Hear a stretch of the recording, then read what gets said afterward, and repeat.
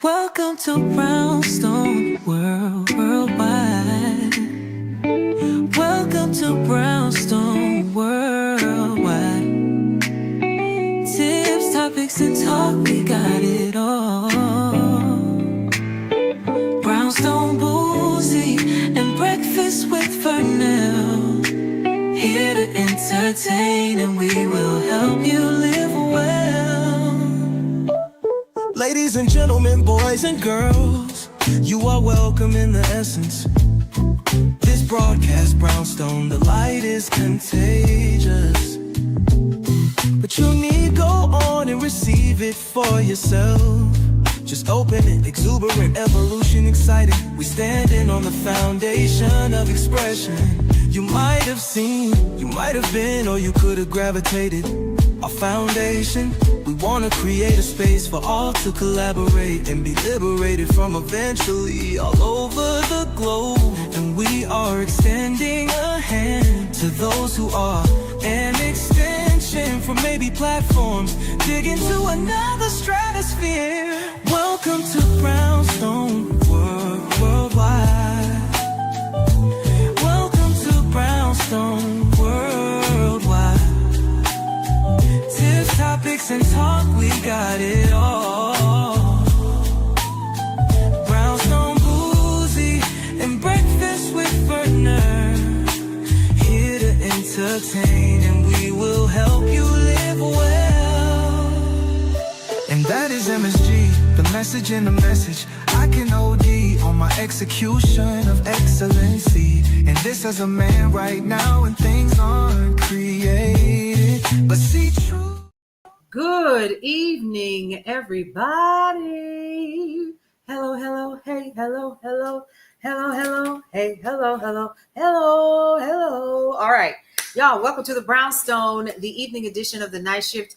I'm Paulette, and you are hanging out in the Brownstone. If you are new here, welcome to the neighborhood. If you are not, welcome neighbors. You are officially a neighbor in Brownstone Worldwide. You can always check us out at brownstoneworldwide.com, Cityscape Radio, and Brownstone Living Magazine. I definitely wanted to go ahead and get that out of the way first and get right into some of the news and information that has come across my desk throughout the day. And I've been kind of sharing like snippets of it. And y'all, it got so bad at one point I was like, "Ooh, child, I need to get up because, baby, listen, y'all, oh, it's out here so bad." I mean, every day it's just something. So a couple things. One, there is a young man that, first of all, Trump made it down to Caryville, Texas. Okay. He visited today.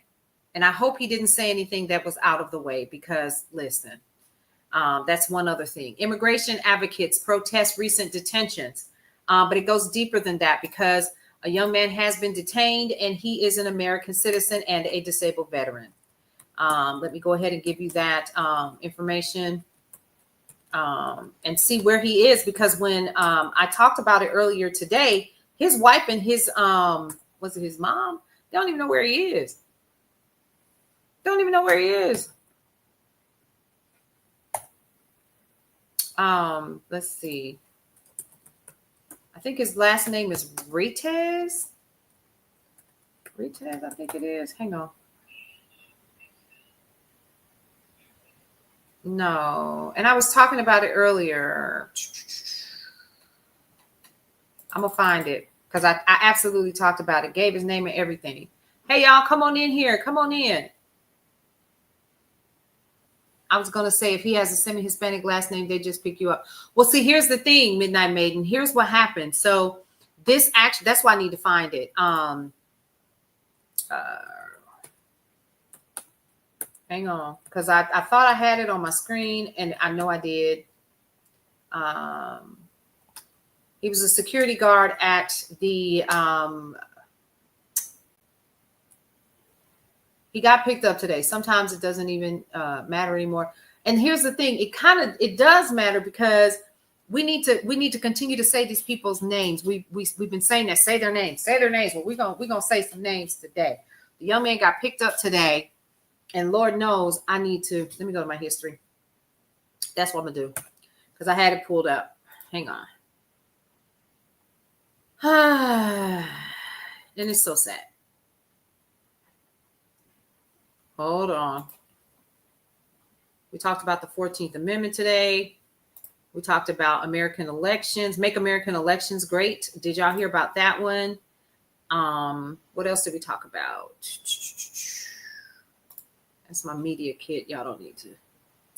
Talked about that. The Oklahoma Department of Education wants the school superintendent wants incoming teachers from other school zones or school districts to literally take an anti-woke test, if you will, which I think is kind of ridiculous. But yeah, we talked about that today. What is this young man's name? And I know this is what I'm gonna have to do. I'm gonna have to pull up my own TikTok for me to find it because I talked about it. All right. Yep, I talked about it. And I'm gonna find it too. I'm determined now. I have to find it. Okay. I don't even know how to use this. Here we go. His name is U.S. disabled veteran George Reyes. That's his name. George Reyes. U.S. disabled veteran. This is how important it is because I can't believe they actually did this earlier. It wasn't today. Here we go. Disabled veteran who is a U.S. citizen was taken during Camarillo, California immigration raid, according to his family. Now, that was 6 hours ago, right?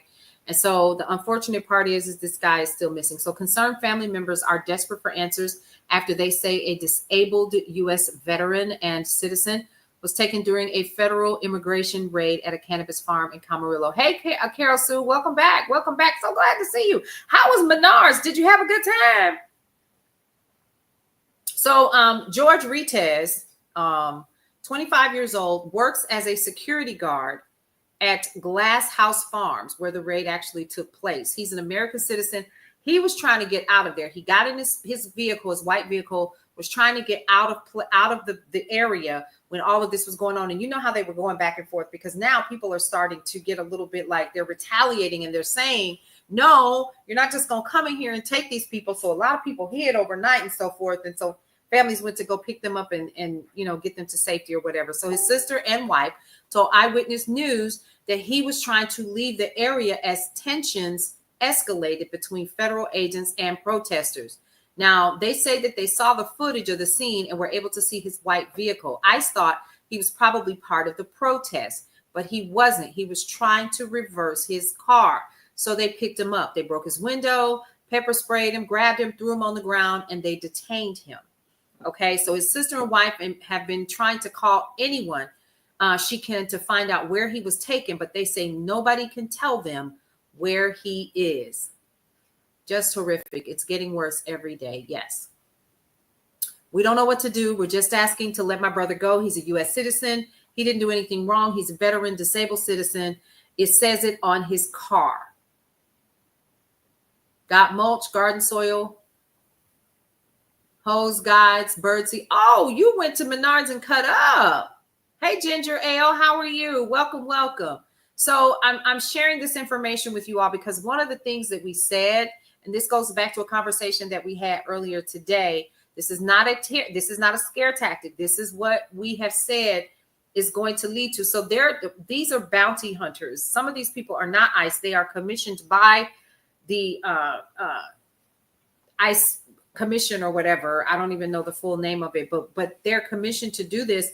And there's a gentleman that said, not even a gentleman, there is a rogue bounty hunter. He said, I've been doing this for years. This is how much they're paying us, $1,000, $1,000 to $1,500 per person that we pick up. Now they're just going to start picking up folks, because isn't that what they're already doing? That's what they're already doing, is they're just picking up people without due process. Y'all going to get that after a while if you haven't already, right? So they were among other families who returned to the cannabis farm Friday because they went looking for missing loved ones, okay? Because some people who hid out overnight, some of whom hid from authorities throughout the night. That is very, very, very disheartening. Let's talk about mass layoffs at the State Department have begun. Have you guys heard about this? So we do know that the United States Supreme Court has basically said that mass layoffs can begin, or Trump can start doing what he wanted to do, was to continue laying off and cutting corners, which we see has really not helped the US of A at this point for cutting all of those corners. But they've begun mass layoffs. And according to the reports here, more than 1,300 State Department employees were let go today, fired in a downsizing ordered by President Donald Trump and touted as cutting bloated government. Hey, Campbell Nairi, how are you? But which critics predict will hamstring U.S. influence around the world. Diplomats and others staff clapped out departing colleagues in emotional scenes at the Washington headquarters of the department, which runs U.S. foreign policy and the global network of embassies. Some were crying as they walked out with boxes of belongings. A State Department official said 1,107 members of the civil service and 246 foreign service diplomatic employees were terminated today. The layoffs at the department came 3 days after the Supreme Court cleared the way for the Trump administration to begin carrying out its plan to gut entire departments. The conservative-dominated top court lifted a temporary block imposed by a lower court. I don't know how these immigration officers are getting away with any type of unaliving like this. They got their face covered. Yeah, I know. If I had time, Daniel, thank you so much for that. I appreciate your sentiment, and I'll check it out later after the live. But this is so, like, continue to I'm going to say this, continue to feel that way, but then also let's take that energy and let's do something with it. That's because I feel the same way that you do, sir. I really do. I really, really do. But yeah, under siege by the U.S. president. Yes. Layoffs at the department came 3 days now after the Supreme Court cleared the way for the Trump administration to begin carrying out its plans to gut the entire government departments. The conservative-dominated top court lifted a temporary block imposed by a lower court on Trump's plans to lay off potentially tens of thousands of employees. Now, this man says he wants to dismantle what he calls the, quote, deep state. Since taking office in January, he has worked quickly to install fierce personal loyalists and to fire swaths of veteran government workers. Now, his Secretary of State, Marco Rubio, says the Foreign Policy Department is too cumbersome and requires thinning out of some 15%. The American Foreign Services Association, or the AFSA, the union representing State Department employees, condemned this catastrophic blow to our national interests. At a moment of great global instability, which, I mean, we're watching it with a war raging in Ukraine and conflict between Israel and Iran and authoritarian regimes testing the boundaries of international order, the United States has chosen to gut its frontline diplomatic workforce. Make it make sense. So the AFSA said, we oppose this decision in the strongest of terms. The State Department employed over 80,000 people worldwide last year, according to a fact sheet, with around 17,700 in domestic roles. The U.S. Agency for International Development, long primary vehicle to provide U.S. humanitarian assistance around the world, has already been mostly dismantled. According to the Washington Post, State Department employees were informed of their firings by email. Foreign Service officers will lose their jobs 120 days after receiving the notice and will be immediately placed on administrative leave, while civil service employees will be separated after 60 days, according to the Washington Post. How y'all feel about that? Ned Price, who served as State Department spokesman under Department former President Joe Biden, condemned what he called haphazard firings. For all the talk about merit-based, they're firing officers based on where they happen to be assigned on this arbitrary day. Hello there, Elizabeth. How are you? Project 2025 in full effect. You better know it. That's what's happening. Yep. And speaking of Project 2025, let's go take a look at it, shall we? Do you want to know where you can find it? I'll tell you. Project 2025 dot observer. Project 2025 dot observer. Okay, let's head on over there and let's look it up. Let's see where we currently are. If I'm not mistaken, we're still, so now it gives you the overall progress of what's happening. And so let's look it up. Hey, Jocelyn, how are you? So right now there are 313 total things that Project 2025 wants to do, right? It's now at 46%, Elizabeth. 313 total is what they want to do. They want to dismantle so many things and put some other things in place. Right now, folks, 112 of those 313 are done, with 62 of the 313 in progress. Okay? There are still 1,288 days, 15 hours, 5 minutes, and 56 seconds left until the end of this term. And at the rate that this person is going in this current administration, this will be done before the end of the year. Now, let me tell you what has been completed. Are you ready? Whew.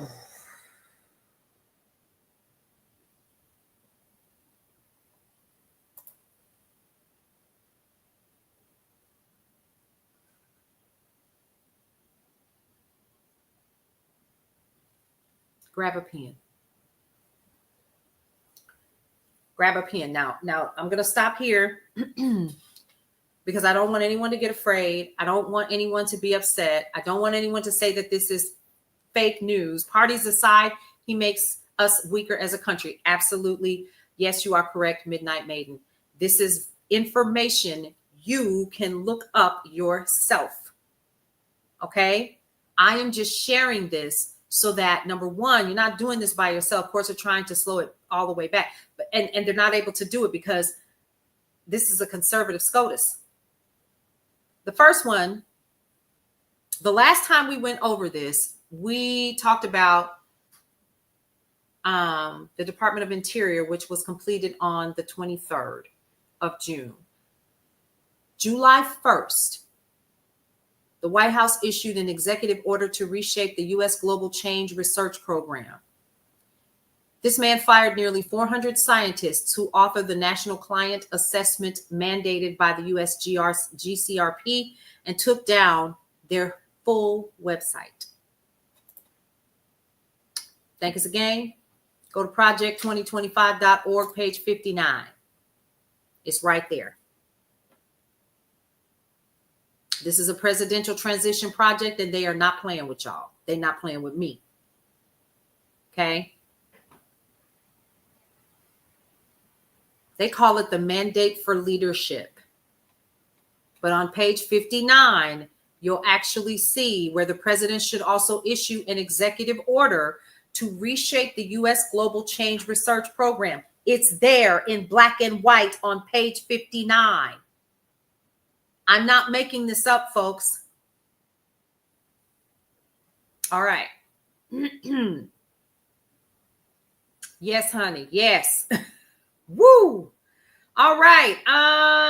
Where are we? So the U.S. GCRP produces strategic plans and research, for example, the National Climate Assessment that reduced the scope of legally proper options in presidential decision making, and in agency rulemakings and adjudications.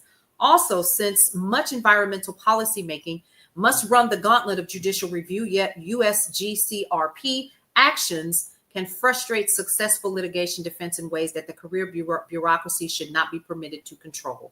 The process for producing assessments should include diverse viewpoints. The OSTP and OMB should jointly assess the independence of the contractors used to conduct much of this outsourced government research that serves as the basis for policymaking.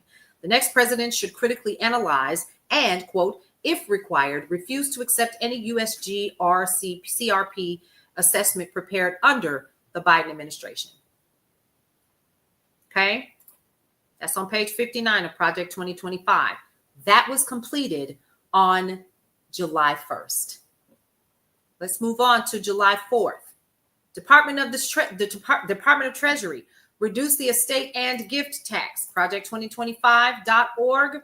You can head over there now, and it's on page 697. You will find more information. Once he completed Project 20, what then will take place? Well, what's going to take place is we'll have a new form of government. It's already happening in our face. They're putting in position people. They're getting rid of people like your State Department, all of those folks who take care of, say, for instance, you changing, getting a new passport or updating the other one that you have. Those people will be gone. So you won't have a way to get those things. And if you do, it'll take you longer because the staff will have been minimized. According to Marco Rubio, they want to get rid of anything that is literally in the way of them saving what they're saying is excess funds that are being spent, right? But what this does is it actually slows down a lot of processes that a lot of us have gotten used to. So say, for instance, in this instance, we already know getting a passport takes what, about 6 to 8 weeks, unless, of course, you go into the physical office. And that's if you have one in your area. We do here in Atlanta, but everybody doesn't have that option. You got to go either to the post office, to your Walgreens, you got to make an appointment, all that other stuff, right? Well, if the State Department is not in position, you're losing an option or an opportunity to get things done. Now you're going to have to go ahead and get things done sooner. Majority hospitals and nursing homes will be gone. But that's another part of the big, beautiful bill, because what people aren't looking at is the long-term effects of how this is going to trickle down, this entire bill, and it's going to impact businesses. It's going to impact Medicaid and their recipients and the housing that they receive and the physical therapy that they receive and their health care that they need. These are not, once again, able-bodied people that are receiving extensive care using Medicare. And it also reduces the amount of coverage that you'll receive through the Affordable Care Act, or what some people don't want to admit is Obamacare. That's what it will do. Okay. So what we're talking about right now are some of the things that actually happened on July 1st through July 4th, all the way up until, y'all, I cannot believe this. So 1, 2, 3, let's just go through them really quickly. 4, 5, 6, 7, 8, 9, 10, 11 things got done from Project 2025. And you can always go to project2025.observer for yourself. You can do it on your phone. You can use your regular browser on your computer, your laptop. Please look this information up, because remember, they said, we don't know anything about Project 2025. We're not a part of it, right? But it's right here in black and white. And it actually breaks down how far they are in completing this. And right now they're at 46%. They're almost 50% done with everything that they wanted to do with Project 2025. Okay. And I'm trying to be calm. So reduce the estate and gift tax. That's one of the things that they want to do. Okay. That's on page 697, but it got completed. They did it. You know how they did it? By signing the big, beautiful bill. Okay. Now, Department of Interior, end federal mandate and subsidies of electric vehicles. This is the one thing that Elon Musk is hot as fish grease about. Right? This is what he's angry about, because he doesn't get the subsidies. You know what a subsidy is? That's the welfare checks for the rich folks. They call them subsidies. But yet still we point fingers at each other because somebody need a little help feeding their families, and we get mad because folks get food stamps. Or they get Medicaid because everybody's able-bodied, even though everybody I know, unless, of course, they're elderly or sick, they get up and go to work every day and they still don't have enough. That's another conversation for another day. So that was completed on the 4th of July when he signed the big, beautiful bill. Department of Homeland Security, increased ICE funding was in Project 2025. It's on page 143. They want 100,000 detention beds. You think he would have read that before he backed him as a candidate? He didn't think that the leopard would eat his face. That's what he thought. He thought his billions and billions of dollars was going to keep him from this. And he thought that this was going to not be a part of that bill. And it was. That's why he's mad. He don't care nothing about the people. And I'm talking about Musk. This is on page 143. Increase ICE funding for 100,000 detention beds, which means they got more money to do the things that we're witnessing them do. If the rich paid their share in taxes, we could have it all. We would all win too. Child, you know that's too much like Riley Elizabeth. On page 401, energy, limit subsidized renewables. Here's another one, Department of Education. Roll back student loan forgiveness and income-driven repayment plans. Page 337, they did it. It's done.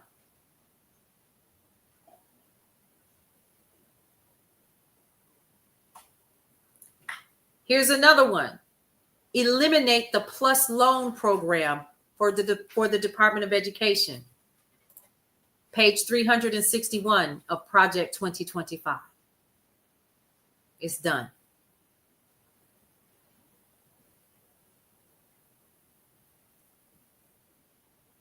You would think so, Midnight Maiden.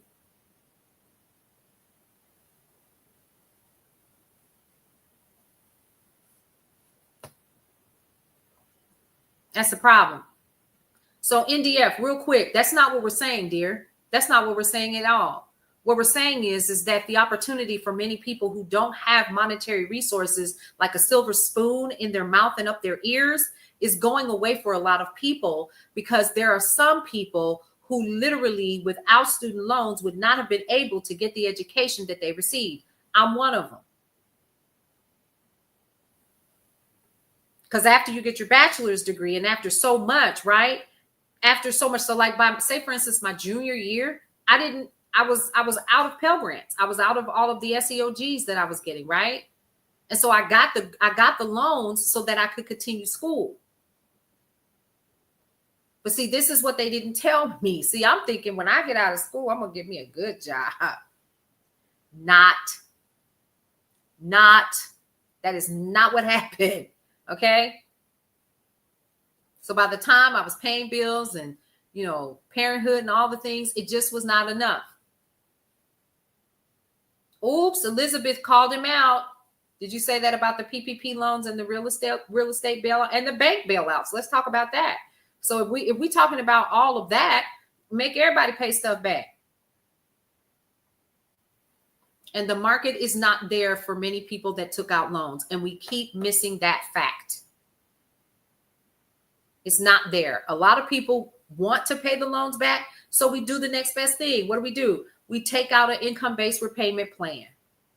And he wants to do away with it. Well, they're going to roll it back now. They're going to readjust how much they think we can pay. I already have to give you an arm and a leg when I have to reapply anyway. Make that make sense? Restrict the low income heat and energy assistance program. I know a lot of you all know somebody on this program. This is on project2025.org, page 301. So they want to roll back the loan forgiveness and they want to get rid of income-based repayment programs for people that took out student loans. And they want to eliminate the PLUS loan program. That's another form of student loans for education as well. Then they want to restrict who's eligible for, I got to look at this one because this one, eliminate the heat and eat loophole. States can artificially boost a household's food stamp benefit by using the heat and eat loophole. The amount of food stamps a household receives is based on its countable income minus certain deductions. Households that receive benefits from the low income heat and energy assistance program are eligible for a larger utility deduction. In order to make households eligible for the higher deduction and thus for greater food stamp benefits, states have distributed what they call the LIHEAP or the LIHEAP, checks for amounts as small as $1 to food stamp recipients. Now, the 2014 Farm Bill tightened this loophole by requiring that a household must receive more than $20 annually in LIHEAP payments to be eligible for the larger utility deduction and subsequently higher food stamp benefits. Nonetheless, states continue to inflate their standard utility allowances. Under the Trump administration, the USDA proposed a rule which was not finalized that would have standardized the utility allowance. Well, they got rid of it. They're also reforming WIC. Turning to WIC, this program distributes money through EBT cards to help low-income women, infants, and children under 6 purchase nutritious food and nutrition education, including breastfeeding support. I know, midnight. I know, honey. Hey there, how are you? Come on in. I can't hardly see y'all name. Patrick, how are you? Come on in. As of August 2022, approximately 6.3 million people participated in WIC each month to purchase food. In 2021, WIC federal outlays were $5 billion. So they want to reform the state voucher system. State agencies control WIC costs by approving only one brand of infant formula through competitive bidding for infant formula rebate contracts, which means that all that's going to happen is, so first of all, let's back up. For those of you all who are new here, we've also talked about this in terms of how WIC was really designed for farmers so that they could receive subsidies for items that they could not get rid of. That's what it was designed for. So whomever did this didn't do enough due diligence clearly to understand that this is reciprocal, right? And so and Meals on Wheels, yeah. So when we're talking about, and I actually know someone who was the manager for that program in their area, and he was let go about maybe 3 or 4 months ago. They no longer provide Meals on Wheels to seniors in the city where he is. Yeah. So what they're doing is because 50% of baby formula is purchased through the federal WIC program, it is vital the regulations of these competitive bidding contracts does not unintentionally create monopolies. So it's reevaluating excessive regulation and return to the original purpose of school meals. Federal meal programs for K through 12 children. Students were created to provide food to children from low-income families while they were at school. However, federal school meals increasingly resemble entitlement programs that have strayed far from their original objective and represent an example of the ever-expanding federal footprint in local school operations. So they want to turn that back to the state, it looks like, okay? Boy, this is really, really extensive. I'm on 302 as we speak. So they're looking to gut all of these programs. And with this law that was signed on July 4th, which is why we've got 11 that are completed for Project 2025, the big, beautiful bill was Project 2025. That's it. Okay. Let's see. USDA imposed stricter work requirements on SNAP. Oh, well. Now we talked about WIC. If everything goes back to the state, how do they expect the state to afford it all? Exactly. Yep. But here's what's really funny, Net. Here's what's really interesting about that. When we're talking about if everything goes back to the state, a lot of those states depend on federal aid, and those states are red states. Yeah, you would think so, wouldn't they, Coco Dreams? They would go bankrupt if everything goes back to the state because they need those federal dollars to handle what they're talking about these states handling, and they just literally cannot. So let's talk about this. On page 299 of Project 2025, reform SNAP. Ostensibly, SNAP sends money through electronic benefit transfer or EBT cards to help, quote, low-income families and individuals buy food. It is the largest of the federal nutrition programs. Food stamps are designed to be supplemented by other forms of income, whether through paid employment or nonprofit support. SNAP serves 41.1 million individuals, an increase of 4.3 million people during the Biden years. In 2020, the food stamp program cost $79.1 billion. Hey there, Miss C123, how are you? Come on in. That number continued to rise. So by 2022, outlays hit $119.5 billion. The next administration should re-implement work requirements. Well, there already are work requirements for taking SNAP. If you get SNAP, you have to do a couple things. One, you got to be in school. If you're not in school, then 20 hours a week, something like that. Isn't it like 20 hours a week? Well, anyway, so the statutory language covering food stamps allows states to waive work requirements that otherwise apply to work-capable individuals.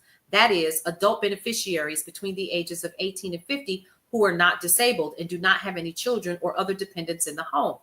Even in a strong economy, work expectations are fairly limited. Individuals who are work capable and with dependents are required to prepare for work for 20 hours per week. The work requirements are then implemented unless the state requests a waiver from the USDA's Food and Nutrition Services. Waivers from statutory work requirements can be approved. Hey, Kelvin, how are you? In 2 instances: an unemployment rate of more than 10% or a lack of sufficient jobs. That part, Auntie Winnie says, where are the jobs? So we're talking about where are the jobs, right? But not only that, but what they're insinuating in Project 2025, which, as we see here, was passed. They said, remember, they said the Project 2025, he didn't know what it was, but here it is. It's in black and white. It just got signed through the big, beautiful bill on July 4th. Here we are. And so now what we're looking at is increasing the number of hours. But the question is, they're saying the jobs will be picking food in the fields. Yes. So here's something else. Elizabeth brought this up, and let's talk about this briefly. When we are talking about what this woman said, and I forgot what department of Transportation, whomever she is, but I heard it with my own ears. And she said, we will continue to deport, basically is what they're saying. We will not be bringing those people back into the field. We're going to take able-bodied Medicaid recipients. Yes, Department of Agriculture. We're going to take able-bodied Medicaid recipients and put them to work in the fields. In other words, you're going to earn this health insurance. But the problem is, folks, and you all know this for yourself, if you get Medicaid, it's because the job that you at is not paying you a livable wage to pay for their health insurance. How about that? We keep overlooking that part. So if you're not making enough money, 2 things: you're not making enough money. So when your 90 days or whatever hits and you're done with onboarding and you're a full-time employee, right? Your wages are enough to pay your bills. My 74-year-old grandmother that is immunocompromised is going in the field. Right? Like, make that make sense. There are no fields in the city, maybe rural areas. About like, what about Chicago, etc.? Yep, the majority of Medicaid are elderly and children. Yes, exactly. So that part out loud, please say it again. Yes. So what I don't get, and I think I need some clarity on this, is where are those people going to come from? Because those able-bodied people that are receiving Medicaid are receiving it through what? The ACA, folks. Affordable Care Act.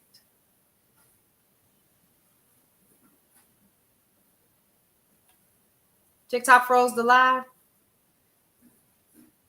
I should be back by now. And they call it different things depending on whatever state that you're in, right? And you can choose. You can choose. You can go through and you can choose whichever one that you want to get or whatever. Not for me, you're good. Okay, great. Excellent. Go out and come back. If I do that, then we'll have to end the live. And a lot of you guys will keep scrolling. We're going to miss some good information. Okay, so I'm good over here. Somebody said that I was freezing. You have the kids to get food stamps in Georgia. You have to have kids. Yeah, you do. You do. But now you could be a college student too. But now I know a lot of college students. My daughter couldn't get them. She couldn't get them at all. We were sending boxes and everything.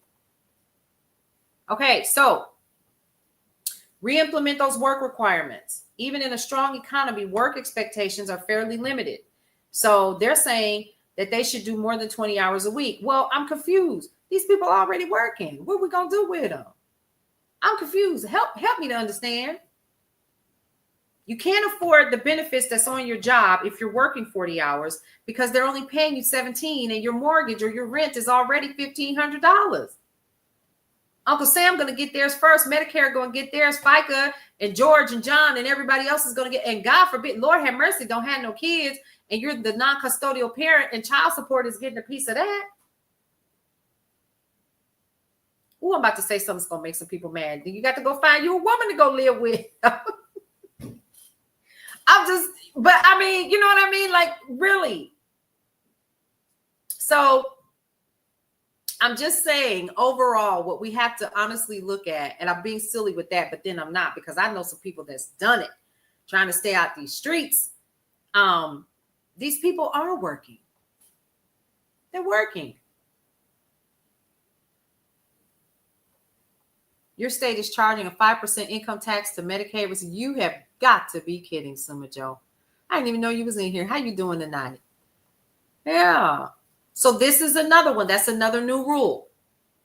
All right. Where were we? Project 2025. Remember, if you want to see this for yourself and you want to know, write this down. The website that I am looking at is actually tracking how far Project 2025 is to completion. And it's called project2025.observer. Hey, Daffers, how are you, girl? And they said if you make under $30,000, you can be charged up to 76% in taxes. Yes. Hey, Pam, how are you? Welcome, welcome.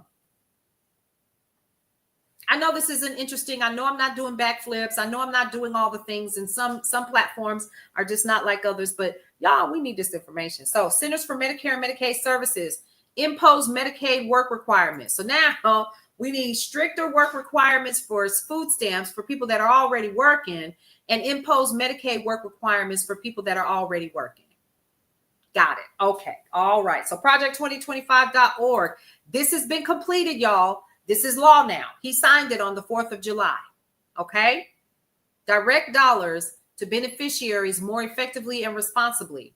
The current funding structure for the Medicaid program rewards expansions, lacks transparency, so they want to end state financing loopholes, reform payments to hospitals for uncompensated care, replace the enhanced match rate with a fairer, more rational match rate, restructure basic financing, and put the program on a more fiscally predictable budget, which should include reform of disproportionate share hospital payments. They also want to improve eligibility standards to protect those in need. Now, as Medicaid enrollment continues to climb, why do y'all think it's continuing to climb, folks? What's the one thing we keep missing? Why is it climbing? I got questions. Questions need answers. I'm so serious.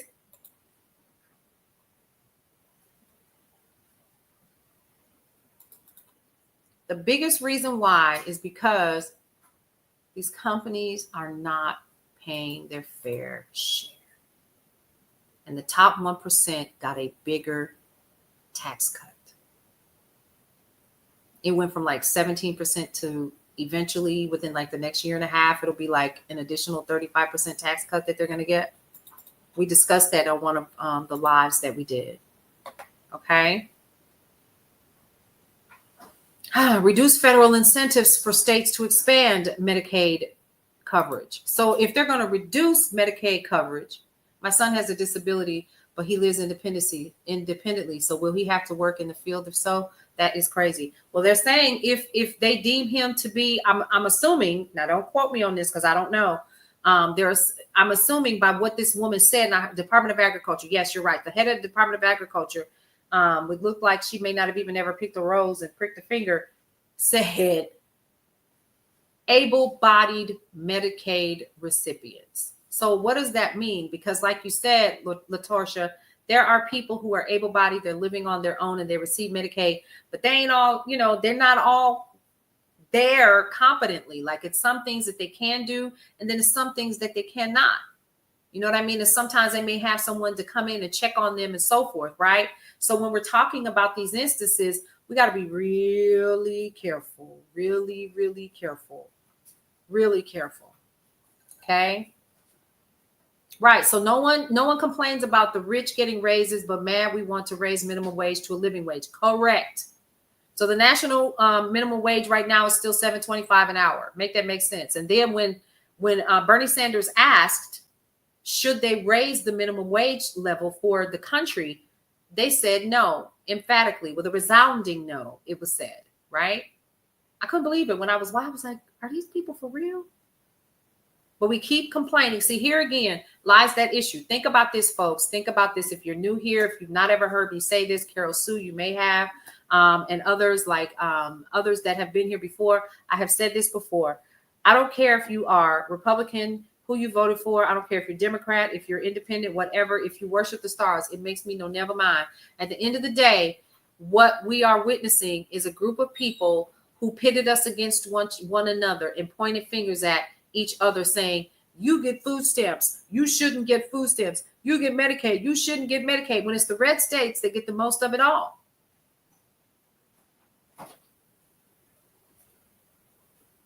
And they voted for this particular administration resoundingly. I don't understand, but here we are. And then when you interview them, it's confusing to me because they go, and I voted for him. Snap out of it. We're subsidizing their hate. Yes, that's what's happening. Okay. So again, this is important information, guys. Again, project2025.observer. This is super, super, super important. One of the biggest things that we're doing is we're shedding light on some things. Yes, you're going to see a lot of things in the news. Yes, you're going to hear everything that is going on. And it is to keep us overwhelmed. So we're not thinking. But this is the time. And I keep hearing people like Jennifer Lewis. She got on her computer, her little piano or whatever, and she did a little poetry piece. And then she sang and she said, fight back, fight back, fight back. This is how you fight back. Find out what's in it. Find out what's in it. And then not only that, you find out who your senators are. You find out who your Congress people are. And you find out who's in their pockets, who those lobbyists are. We talked about that last night.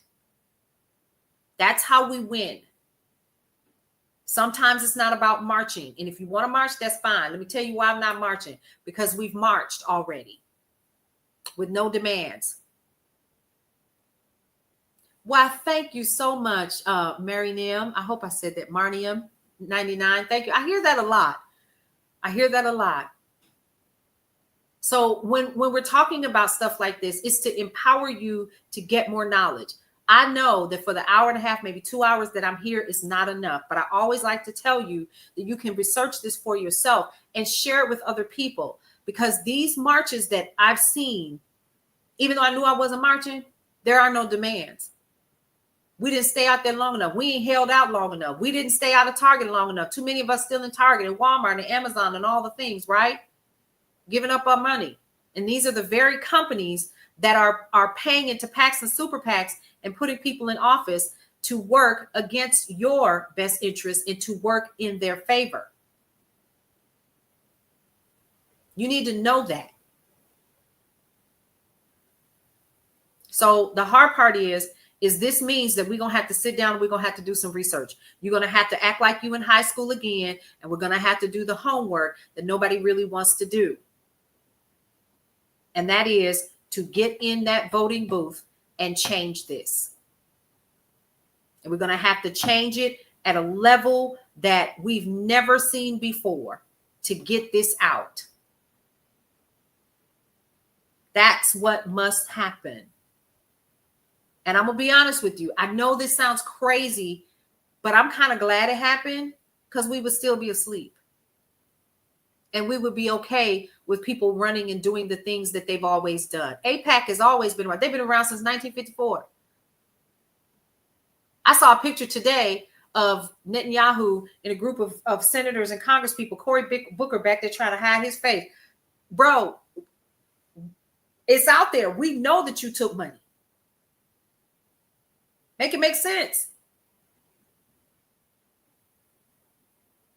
It's public knowledge. You can look it up. So you took the money for your campaign, and now you got to pay. It's an eye opener and a page turner. I'm glad, Miss C123. And show did, Elizabeth, honey. He show did. Just standing there. He was, hi, girl. I got the picture. I'm going to have to share it with y'all. I'm going to put it in my stories on Facebook. And he was hiding. He was like this. But, baby, we can still see you. You might be light-skinned, but you ain't that light that we can't tell that it's you, bruh. We see you. Mm-hmm. Yeah. Oh, yeah. So you doing all the things and you grandstanding and all of that.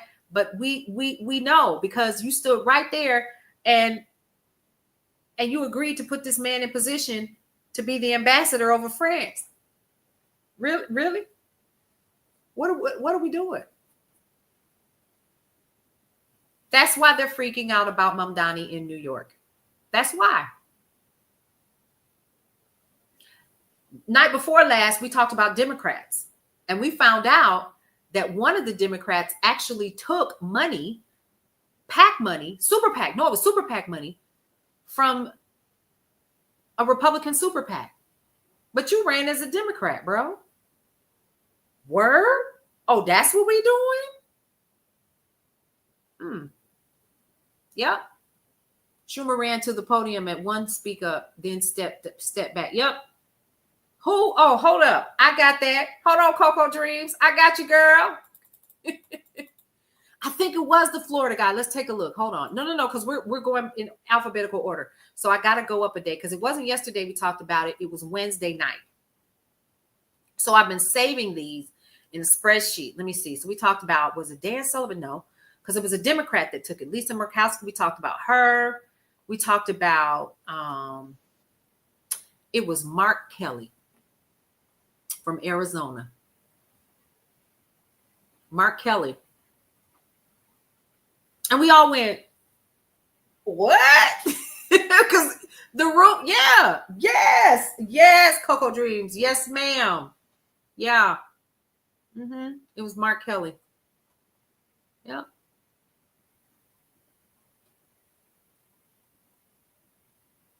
Ruben Diego did too. He took it from Schumer aligned Democratic super PAC. Schumer, y'all. Here's another one. Red Senate PAC, Senate Conservatives. Gallego took money from Ted Cruz.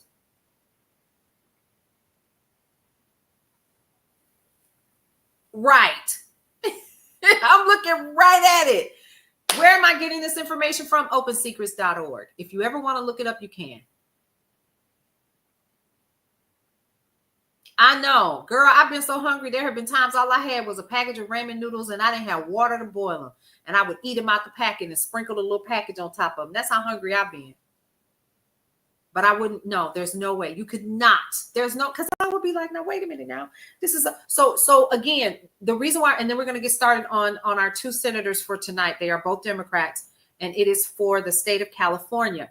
The reason why these are so important, folks, for those of you all who are just now joining, is because we need to understand why they keep voting against the constituents. Terry, you're new here. Welcome to the neighborhood. Welcome to the neighborhood of the Brownstone. So happy that you are here. Yes. It is crazy. TikTok, you all are going off. Listen. Hey, Kevin Patterson, how are you? Yes, please. You're in Cali. I'm listening. Oh, you ready? Sit down. You ready? Let's get into it.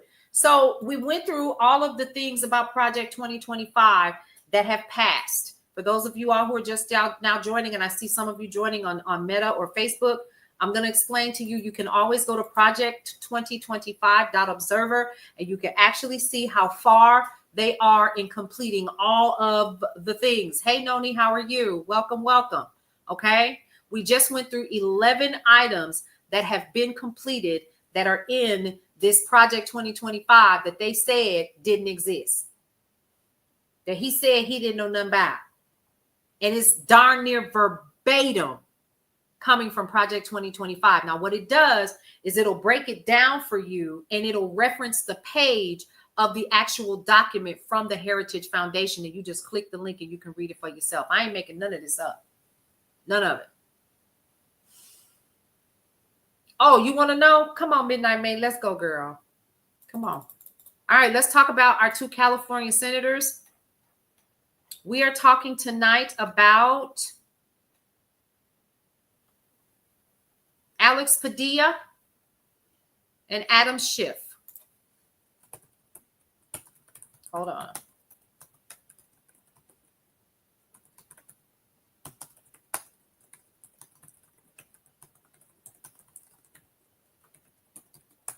Okay. Hang on just a second. I need to break it down just a little bit further. So Alex Padilla did a special election and he did one full term. And Adam Schiff, he was elected in November of 2024. That's first. Alex Padilla, most recent filing shows about $1 million in PAC checks. And that's 7% of total fundraising. The most notable ones are Comcast. If you don't know what a PAC is, it's a political action committee, okay? Edison International PAC and General Atomics, or what they call General Dynamics. Each contributed to the PAC legal maximum of $20,000, $20,000 to $10,000, focusing on telecom policy, energy, infrastructure, and defense research and development, which is GD.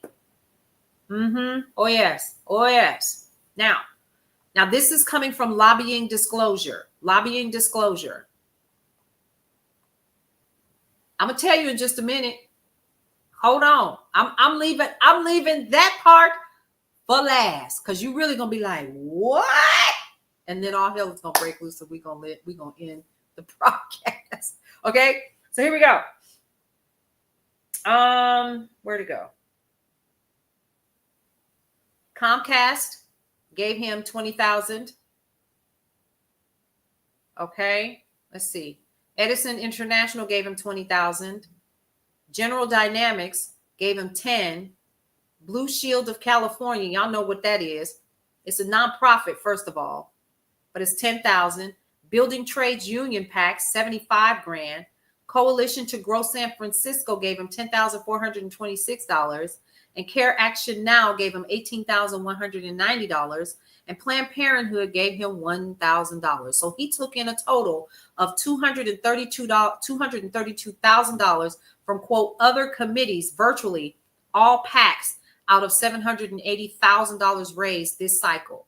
Okay. Outside groups spent only like 2% of what he actually brought in. And then lobbyist fingerprints, Sacramento Powerhouse, Capital Advocacy, and K Street Greenberg Traurig bundled $25,000 each for Padilla. Okay. APAC involvement. Let's talk about that. Padilla did not take any APAC dollars. Okay. Now, let's talk about Adam Schiff, who is also a Democrat. Direct PAC contributions came from Google, $15,000. Paul Weiss, LLP, gave him $24,500.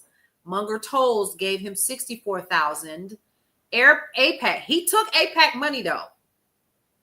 Hold on. I don't know how I feel about that. He took APAC money. So the APAC PAC gave the allowed maximum of $5,000. And then, of course, they're going to reach back and say, hey, we need you to do X, Y, and Z. And we need you to vote so that we can take more taxpayers' dollars and come back over here and do what we're doing and continue to do what we're doing overseas. And y'all know what they're doing overseas, right? Yeah. Yep. There you go. So Fair Shake gave him $10,000. Anti-Katie Porter ads. That's what they paid for him. Actually, no, $10 million. Schiff and Allies, Pro Garvey, Anti-Porter gave him $11.2 million. And that's Marcus Garvey. So they paid for his TV and CTV to shape the November field, according to the Washington Post. And then Blue Wave America gave him $6,000. Total for the Schiff committee, they logged in $1 million in PAC money, only 2% of the $47 million that he personally raised himself. Outside groups spent comparatively little directly on him, but two enormous buys. Fair Shake and his own allies, the Garvey ads, reshaped the field in his favor. You get lost in it all. We need the money though. Yeah, we do. Okay. Now let's talk about his lobbyist ties. Filings list more than $1.2 million from partners of major K Street firms, Aiken and Bump, Brownstein, Hyatt, and Mannett, and ex-Intel panel staffer turned advocate Daniel Jones at $300,000. Okay. Now, those corporate PACs, Comcast, Edison, and Google, let's talk about what their agenda is. Listen closely. The money source for Comcast, Edison, and Google are executives and their salaried staff. They're capped at $5,000 per election. Their agenda is typical. It's regulation and contracting that affect their bottom line. They want somebody that they can tap on their shoulder and say, hey, baby, you know, we gave you X amount of dollars for your XYZ. Now come on over here and give daddy some love. and it's in the form of making sure that certain bills get passed.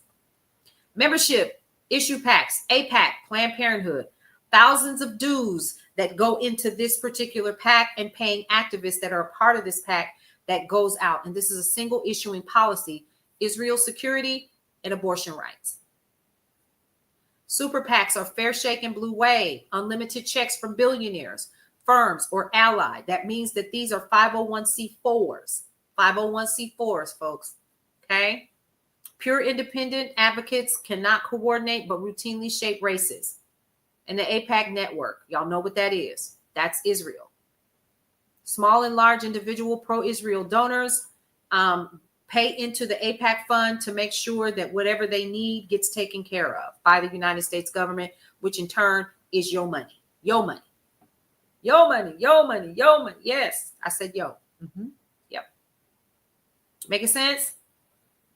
Bipartisan support of Israel. Yeah, I don't support that. Right. So here we go. So here's what you need to know. Now that you know this, you know which one of these senators took APAC dollars. Now you know. And if that is a concern for you, then you definitely need to let that be known at the polls. Because it's a concern for me. I don't want my tax dollars going over there doing all of the atrocities that we have been witnessing. And the only way that they're continuing to do it, they keep coming to the table, taking more and more money and getting these government contracts with like Lockheed Martin and so forth. And here we are. Correct. Exactly. Midnight Maiden. Yes. That's the way that it looks. It looks like Padilla's okay with it. And Shift did not take any APAC dollars. Yes, he did. Yes, he did. I take that back. Yes, he did. Shift took it. Let me see. They both did. No. They both took money. They sure did.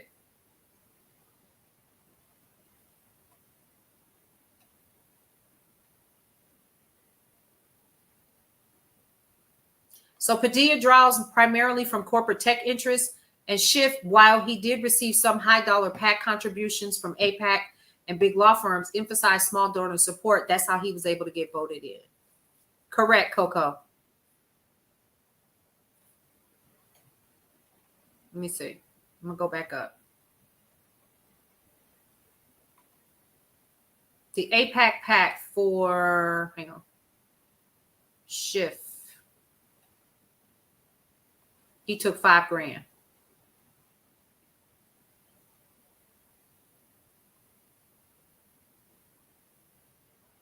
Padilla did not. Padilla was the one that didn't take it. My bad. I want to make sure we get that right. Padilla's money picture is corporate and union PACs. She said, let me get it posted. Yeah. Padilla's money picture is corporate and union PACs and minimal outside heat, typical for a solid blue seat. I would still back a Shift over a Republican MAGA any day. Yeah, because they're different, aren't they? Like there's a Republican and then there's the MAGA Republican to me. And I definitely see that. Disappointing about Shift. Yeah, even if it was $5,000. Because now they got you by the cojones. They can tell you, hey, this is what we want and we need you to vote for it. Don't take any of it. Okay, Shift's run looked grassroots on paper, but mega donor super PACs, crypto, pro-Israel, and labor, and a sophisticated Garvey boost strategy pumped 8-figure sums into the air war, dwarfing traditional capped PAC checks. So basically, he looked like he was running grassroots, but in reality, he had super PACs that were backing him. Okay. All right. And we also found out who their lobbyists are as well. All right. Not everyday voters, but here we are. And I want us to do this. So on Monday, because y'all know what? I'm going to be out in the streets tomorrow. I'm going to be out in the streets. And we're preparing to launch Brownstone Living Magazine drops next week. And also we're preparing for the people in the neighborhood, the membership that I've been telling you all about. And so I have to take the weekend to kind of wrap that up and work with the team to get that done. So yeah. So y'all probably won't see me tomorrow. I'll of course do some posting and do some news and stuff like that, you know, whatever, but probably dance around with another flag, who knows. But yeah, so that's kind of where we're at right there. But I have to rest my voice as well. But yeah, so here we are with all of the things. Have fun. I hope so. So I'm going to be going to a fundraiser tomorrow for Move-In Day Mafia for foster children who have aged out of foster care and headed to college and don't have any support. So TJ Mercer and Sherry Shepard and some other people, we're going to be hanging out, in Atlanta, kind of doing some stuff. And so if you want to find out more information about Move-In Day Mafia, I would encourage you to go over to moveindayMafia.org and get more information. It's always a good thing. Always a good thing. All right. And I get to dress up and wear Chucks because that's the attire for the evening. It's going to be pretty cool. Knowing me, I ain't going to be doing nothing but getting content. All right. So we got that. Now sit down because I want to talk about this one. Woo. You know what else that big, beautiful bill did?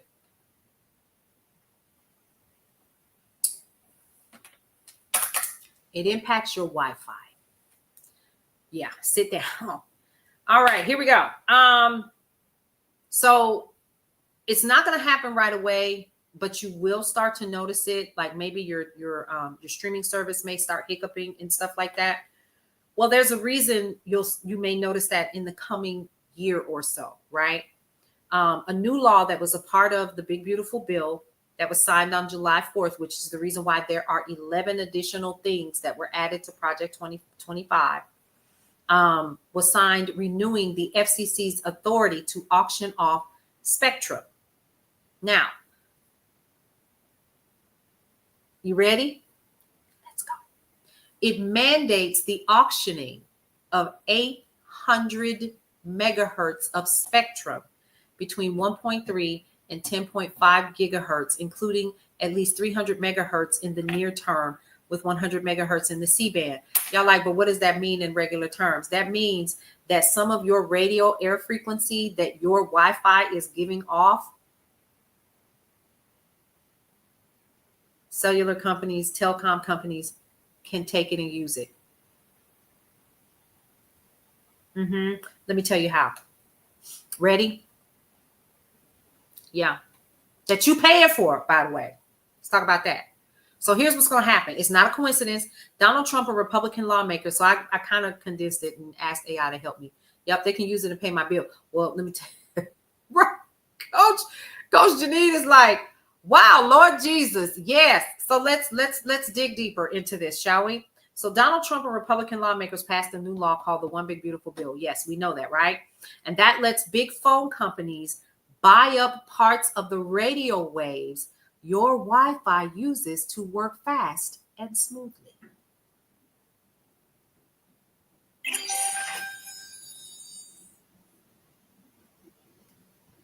Did y'all catch that? Has nothing to do with your data. Philander got that. Correct. Oy vey. Let me say it again. It is that part of the radio wave, which is 6 gigahertz or 6 gigahertz bands, is what gives you fast internet for your streaming. I'm trying to break this down as easy as I can. So like your 4K for your Netflix, right? That's why you're able to really, because remember back in the day when, it wasn't like 5K and all this other cool stuff, right? And sometimes it'll spin, like your Netflix will spin. Well, it might be coming back, because here's the thing. If your system isn't using it, smooth online gaming, strong connections for smart TVs, phones, and devices, which is how my entire house is pretty much set up, because I got like one device and then everything else is kind of connected to it, right? They're now letting phone companies buy that space from you and use it for their own networks, like 5G. You know why I'm smiling? Because sometimes you got to smile to keep from crying. Mm-hmm. Now, they're letting phone companies do that, and they're going to be using it for 5G to attenuate those services out there that other people are paying for, right? So who's going to get the money? Not you. You're still going to be paying for your service. Now, here's what could happen. Your Wi-Fi could get slower. There will be more interference, and you will have to pay more to fix or upgrade your internet service. Hey, Ann, how are you? Welcome this evening. Sound familiar? Buffering. Yes. It'll be. Coco, do you remember AOL? Oh my God. And I had it to a science. I would always go and just get free CDs and just use that, so I wouldn't have to pay an internet bill until I had to. Oh yeah, it's happening right now because it's signed into law now. And guaranteed, telecom companies paid a nice little lump sum as a PAC or a super PAC through some other PAC to get this to happen. Are you following what I'm saying? This got voted in, not because these people were looking out for you, but because these major corporations that turn around that you work for, let's make this make sense. So you get up and you go to work every day, let's say for AT&T or for Walmart or for Sam's, which is still Walmart, right? Or like you get up and you go to work and you're making money and you're making $20 an hour. We're just going to stay on the safe side, and you're working and you're making $20 an hour and you're bringing in, say, for instance, 35 hours a week, maybe even 38.9 or 39.2 or whatever, but they're not going to give you full-time hours, because then of course they'll have to give you benefits, so they keep you just on the edge and you're always waiting for the edge to slip over, and you become loyal to this company that gives you pizza on Fridays, right?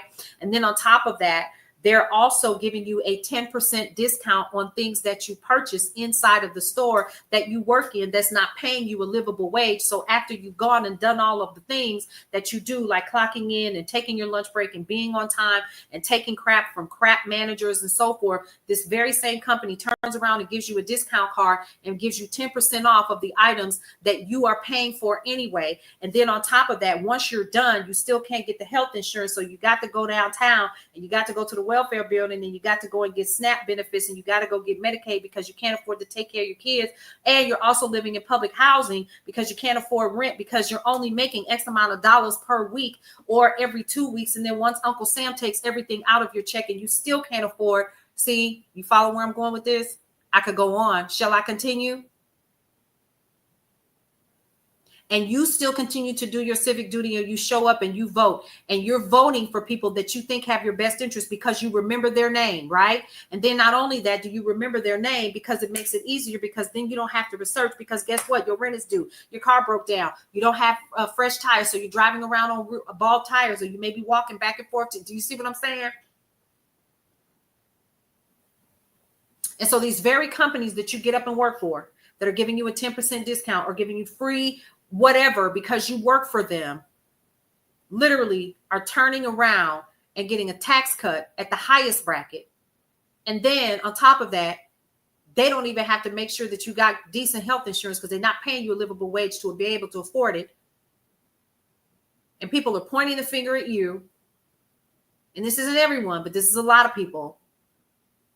And then they're going to turn around, and for the little service that you do have, They're going to take some of your broadband service, your radio frequency, because the FCC said they could, because these same companies that smile in your face and say, we're for all of the employees and everything is wonderful and all is well. And we live in a utopia society. Yes, that's what they're making you believe. And then on top of that, they're going to take that and then they're going to charge you to fix the issue.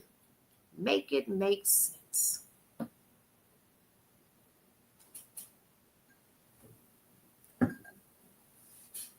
Hey, Lucy, how are you? Does that make sense? Does any of this make sense? Does any of this make sense? It doesn't make sense. And I'm furious. Aren't you furious? Because it sounds like modern day sharecropping, doesn't it?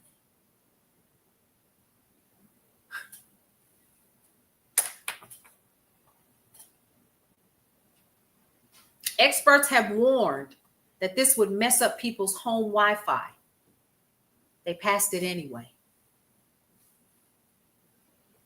You're furious and you miss what we're talking about. It was done quietly. And you probably didn't hear about it because you weren't supposed to.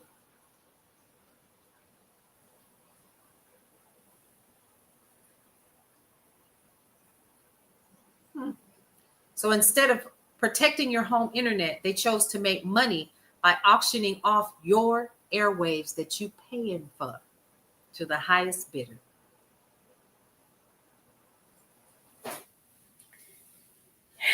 Then you're going to call somebody out to your house and you're going to have to pay them to fix it. What are we talking about that had me so fired up? So in the big, beautiful bill, Lucy Dreamer, welcome in. Your Wi-Fi is up for sale. Your Wi-Fi airtime or the radio waves that your Wi-Fi gives off, they're going to be selling that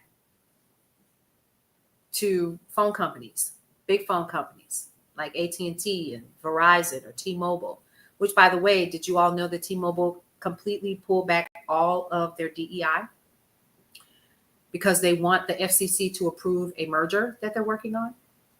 Mm-hmm.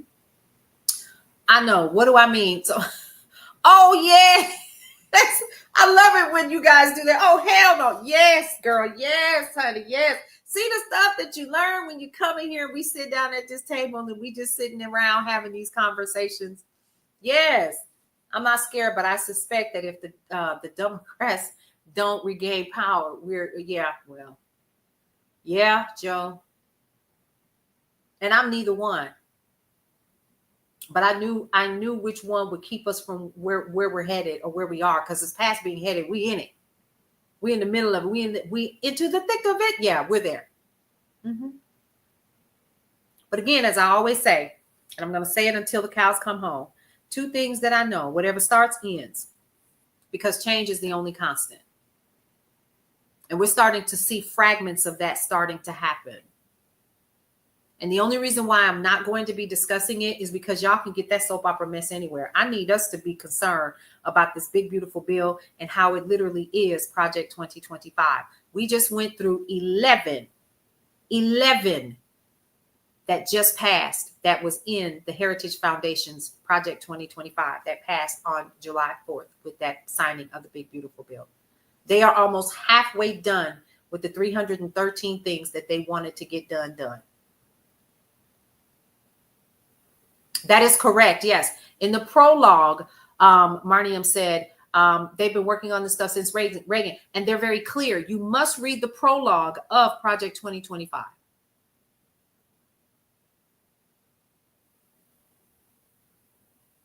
Yes, you should. Midnight Maiden, you are absolutely correct. Everybody should read it. But yes, especially if you're a woman or you're a person of color, you absolutely need to read it. You absolutely should, because it is absolutely filled with things that they want to do to control the female body. I was mind blown. So before the election, I was literally reading a chapter a night live about the same time, because I was trying to let people know. Nobody heard me, because if they had, probably wouldn't be here. I don't think anyone believed. Yep, the trickle down. Exactly. Attacking AB and working with evangelicals. Child, we're not even going to go there.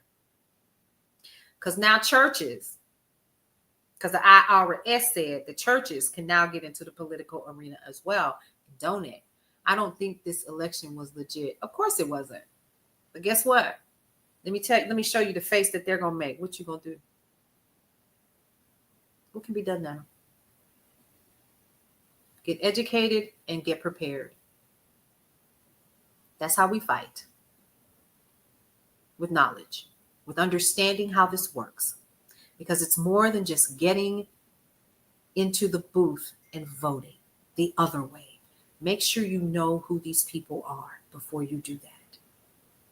And call these people out. Don Lemon said it best. I was watching him the other day, and he said it best. He said there was a time that journalists called you out right there. Now everybody seems afraid to do that because they're kissing the ring. Yeah, it's being done on a global scale, but we're not calling people out. We're not calling people out anymore. And media has changed, right? So we have a lot of people who don't mind that they've left media because a lot of us are now independent and we're doing things different, and we don't have to. I don't have a boss anymore, right? So I don't have anybody that's telling me what I can and cannot talk about. But I do have ethics that I love to follow because that's just right.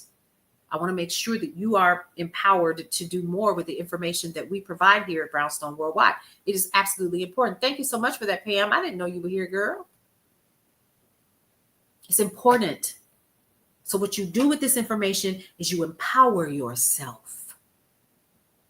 You take this knowledge back to the neighborhood that you are in physically and into your community, and you begin to share it, not to get people angry or upset, but so that they are empowered to do something. Because right now, you know what they're doing? Is they want us to be focused on the things that honestly ain't gonna change. Because this guy's been impeached twice. He's already been convicted how many times? I don't even want to talk about that. But at the same token, who cares? I hate what happened right? To anyone. But at the same token, why are we focused on this? Now, I'm going to be honest with you. All of this stuff that's going on, and we worried about a list and people mad about this list. I've seen it. It was released years ago in 2022. Y'all remember that? So why am I worried about it now? And I'm going to be honest with you, Coach Janine. I love doing it because it is vital and it is important. Not just for you guys, but for me. And for my children and for my children's children, which I never, ever thought I would live to say. for my grandbabies, right? Because we need to make sure it is a distraction. Exactly, Carol Sue. That's all it is. They want us to focus on that. They're still picking up people in droves without giving them due process, and they want us to forget. Where does due process come from? The 14th Amendment and the 5th Amendment, folks. Just pull up the Constitution if you ever want to look at it. And like Kayshawn said today, go ahead and look at the Bill of Rights too. Remember what your rights are as American citizens. Because we forgot that we still the people. Period. We still the people. We still the ones with the power. So if we say that this is something that we're not going to do, we need to sit down and make a decision how it's not going to happen again. That's it. And I don't know about anybody else, but I don't know how to lay down for long. It's only, but for so long, I'm going to lay down. And then after a while, I'm going to get up and I'm going to say, all right now, I done had enough. Have we had enough yet? This is not about left or right. Hey, Lisa, how are you? It's up to us, though. You know what I mean? What we have to get to is we have to get to a point where we're saying, y'all know what? Y'all can have this. I don't feel good about it. I don't like what I see, but a couple of things that we need to continue to keep doing. And I'm going to go here. I've talked about this before, but some of you all are new here and you may never have heard me talk about this movie called Beloved. But in the movie at the very end, there were a group of Black women that got before the ghost of this child that had lost her life years ago because a mother took her life to protect her from slavery. And she came back to haunt her mother and make her mother miserable. And a group of women got around her and prayed her out of existence. Listen to me closely, people. Listen to this. The power of collective consciousness can never be denied. Do I need to say that again? The power of collective consciousness can never be denied. If it was legit, whomever you are, right? I'll say it again. The power of collective consciousness can never be denied. Yes, I have seen sinners.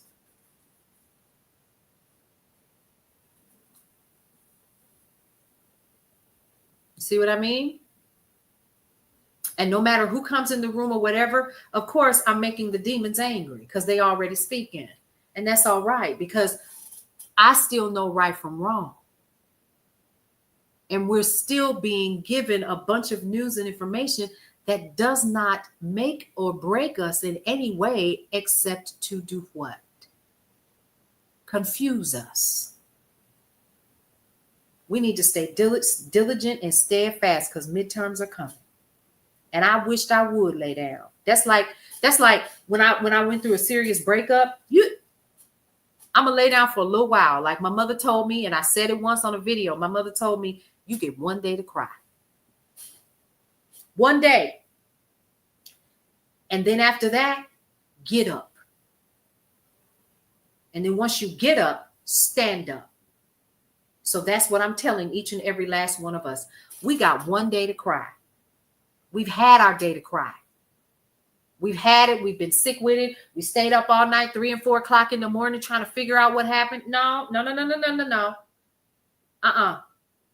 It is the power of collective consciousness on either side, which side you on. But I will also say this. Remember this about sick and tired of being sick and tired. I'm done, right? The only thing that I know to do is to continue to do this and to connect us this way, right? That's what we do. We connect. We become a part of this community. We stick together. I may never meet any one of you personally, but please know, I hope that what we say here in these rooms, in these virtual classrooms together, is connected seed enough for you to feed someone else and for you to feed someone else. And one thing I know, it's for the good of all, to the harm of none. There will be a turnaround in this situation. Now, I just spoke that. And you don't need a whole group of folks in order to believe it. It only takes 3. And it shall. Elizabeth, humanity will prevail. It's just as simple as that. But we're going to have to do some work. We're going to have to do our due diligence. We're going to have to make our demands made by making sure, touch and agree, and it is so. Auntie Winnie. That's it. It's done. But we have got to do our work because faith without works is what? Dead. I'm going to stay in these virtual streets. Y'all can go march if you want to because somebody got to do it. It's just not going to be me. And I'll continue to impart unto those who want to hear it the information so that you can make the right decisions. It is done, Miss C123. It's done. And I love that. Elizabeth, yes, do that.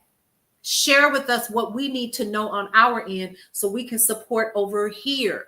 It is going to have to be a collective of different ways in which this will have to be completed so that we can see the turnaround that we desire. That's just it. We had our 1 day to cry, folks. It's time to get up. First thing we need to do is dust it off. Now that we dust it off, pick up a book. Read it. Do your research. You know where to go for Project 2025.observer? Good. Go ahead and download this app, Goods Unite Us. Goods Unite Us. That's where you're going to find out who these major corporations are and who they gave their money to and who they support. Then you can make a decision with your what? Your wallet. You know why? Because that seems to be the only thing that they understand. Play the game. Shop local. Excellent app. Yes, Coco Dreams, it is. I have it on all my phones. That's scary. I even said all. Right? So what we do is we stay empowered and we use the power of the American people because we what? We steal the people. And they forgot we voted them in. So guess what we need to do? Vote their asses out. Goods Unite Us. GOODS Unite Us. And it's an app. Now, when you go to the website, if you're using like your browser or whatever, then what you do, but I need to find the name. You need to find the name of which one? Yes, it's an app. I did a dive on Oracle. Someone named Larry Fink heads that. Yes. But TikTok has put out a disclaimer, and they said that nothing has been, according to popular belief, nothing has been, and it's on their website.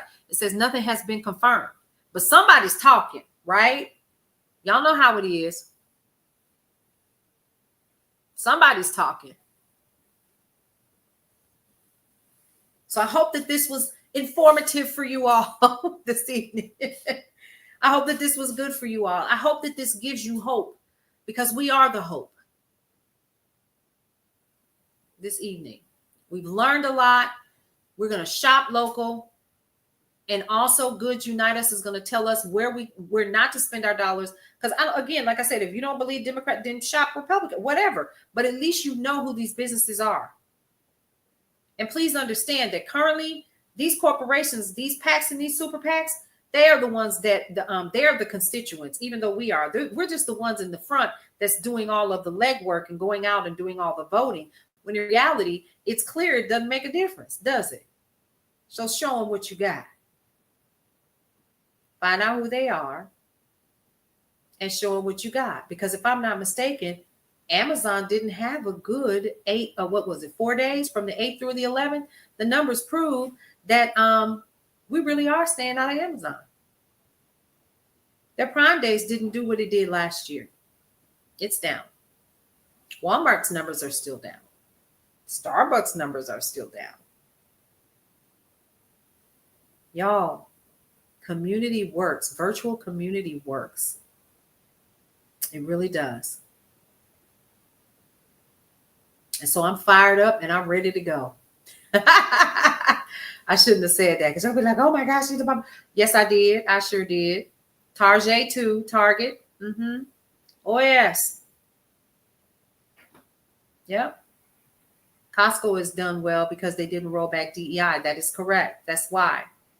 But now we know that T-Mobile, which is a part of Verizon, y'all know that they're one and the same.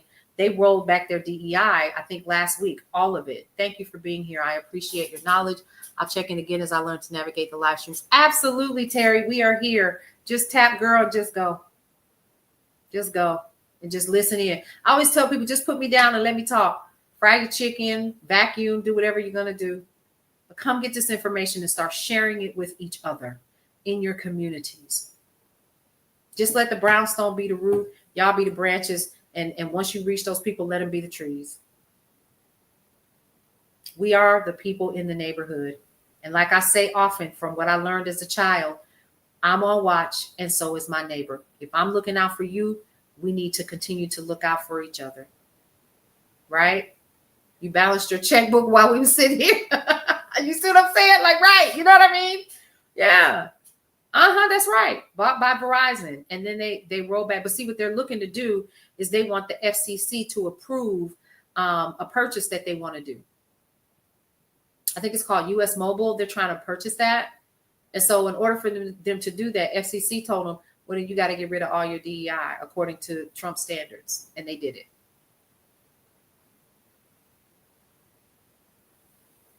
That's horrifying. So if T-Mobile is rolling back, who is a safer bet to switch to? I am actually with my my Wi-Fi service. I have Xfinity. That's who we have on my service.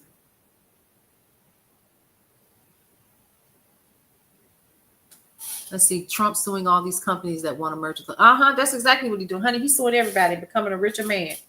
Why he trying to sell his own cell phone? Child, please, with phones that he got from China. Like, make this make sense.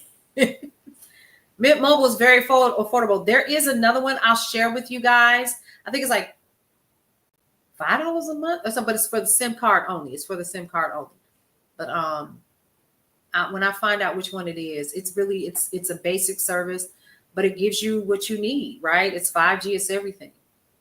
So Boost Mobile is another one. I saw them today where I dropped my car off. My car's still in the shop, y'all. I found out what it is. That's all I can say. I found out what it is. What did he say it was? It is the temperature. What did he call that thing? The temperature sensor, I think, went out. And so my car was leaking antifreeze. Y'all, that sucker is going to be $395 to fix. So if y'all feel like buying a sister a coffee, please just buy a sister a coffee. It just, because I thought, oh my God, and this is the same week that everybody gets paid. It's everything. So it's just one thing after another. And if I have to walk, I'm gonna walk, because I wish I would get a new car.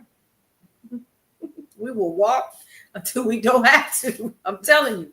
Ooh, that just made me so mad. Yep. Yes, buy me a coffee, honey. Yes. But yes, buy the sensor by itself. No. It's the actual, it's a piece. It's like the whole hose is gone. He said it was completely gone. I wish it was that simple. And how my car is made under the bottom is 4 cylinders, so everything is kind of compact. They can't get to it, so they're going to have to remove a portion of my engine to get to it. I am not a happy camper, y'all. You hear me? Anyway, enough of that. So over the weekend, I am going to be working with our team to get Brownstone Living Magazine done, and also to get some deals and coupons up. This is going to be hard for me. Let me tell you why. Because I need one more person on my team. I can't do it all, but we working on it. And that means I got to bring in more cash. So that is what's happening. So we're growing. And I have you all to thank for that. I really, really do, because the numbers show that you all are going to brownstoneworldwide.com. We're almost up to 1 million views per month, which is amazing, amazing, amazing. The same with Brownstone Living Magazine as well. Let me tell you some of the things that are happening before we wrap it up. So you know what you can do? Just tell people about what we got going on here. They'll find Brownstone Worldwide. They will find us. They will. Brownstone Living Magazine, what we're going to start doing is featuring a lot of you guys, because your stories matter. And we have a segment of Brownstone Living Magazine called The People in the Neighborhood. I get this question a lot because I'm a Black woman, and the people that I do business with are Black. That's just how it kind of happened, because I was a part of an amazing mastermind called Traffic Sales and Profit. I'm still a part of it. But is this Black owned? Yes. But is it just for Black people? No, absolutely not. I'm looking for the people in the neighborhood. The neighborhood I grew up in was Jewish. It was Polish. It was Native American, Puerto Rican, and it was African American. And Hmong. Let me not forget that, Hmong. So I grew up with a myriad of different people, and that's what Brownstone Worldwide is. And Brownstone Worldwide comes up first when you Google it. Yay! It better. So those are some of the things we're doing, and I'm working on getting daily deals and coupons back up and running, because I think the last time that I posted was in April, but I get deals all the time that I should be sharing with y'all, and I'm embarrassed. Don't hold it. It's moving a little bit fast, and I have to catch up. So, and I'm telling you all, thank you now, because that is important for you guys to know that you all have made the difference, whether you know it or not, because the numbers prove that you have. So because of that, we're going to be asking you guys in the future, probably, like I said, Monday or Tuesday, we're going to drop the people in the neighborhood membership. And it's super, super, super cheap. It's crazy. But it gives you access to things that happen in the brownstone that you all don't see here. Like some of the live podcasts, like some of the live events, like having additional access to 4 printed copies of Brownstone Living Magazine, the quarterly editions, which are the biggest of all of them. So you'll get like, what is it? Yeah, 1, 2, 3, 4. So you'll get the beginning of every quarter. And then you'll also get the December issue, which is always me on the cover. I think I'm halfway cute. So I'm planning on trying to drop 30 pounds before the December issue drops, which means my photo shoot better be cute by the time I take it in November. November is October, by my birthday. I'm supposed to take it. So we want to feature you guys. We want you all to tell us your stories, share with us your recipes, share with the community what you're doing in your communities. Those are amazing stories for everyone to share. We have another segment called Tips, Topics, and Talk. What are some of the things that you want to share with other people in the neighborhood? And it's both a digital and a physical printed magazine. Once you become a member of one of the tiers, you'll always get the 4. You'll get 4 printed ones a year, and the rest will be digital, or you can order it at a discounted rate and have it sent to you. Okay, that's number 1. You'll get access to the Cityscape Radio app, which is being revamped right now. So we're excited about that. It's been an app before, and I wanted to change the colors. So I had them to take it down off the server, and we're working on that now. Yeah, so we've been around, but you guys have really, really made the difference in what is happening. So I'll be sharing how to become get your little virtual key to the neighborhood, and we'll be sharing that with you guys later on. So remember, what do I always say? I always say this at the end of every single show. 1, love your life. It's the only one that you have. 2, live your life to the fullest and embrace everything that is your life, because you only get one you might as well enjoy it. And lastly, breathe through every single moment. And remember, y'all, we still the people. We'll see you around. Welcome to Brownstone Worldwide. Welcome to Brownstone Worldwide. Tips, topics, and talk, we got it all. Brownstone Boozy and Breakfast with Fernell. Here to entertain, and we will help you live well. Ladies and gentlemen, boys and girls, you are welcome in the essence. This broadcast, Brownstone, the light is contagious. But you need go on and receive it for yourself. Just open it, exuberant, evolution, excited. We standing on the foundation of expression. You might have seen, you might have been, or you could have gravitated. Our foundation, we want to create a space for all to collaborate and be liberated from eventually all over the globe. And we are extending a hand to those who are an extension from maybe platforms, dig into another stratosphere. Welcome to Brownstone Worldwide.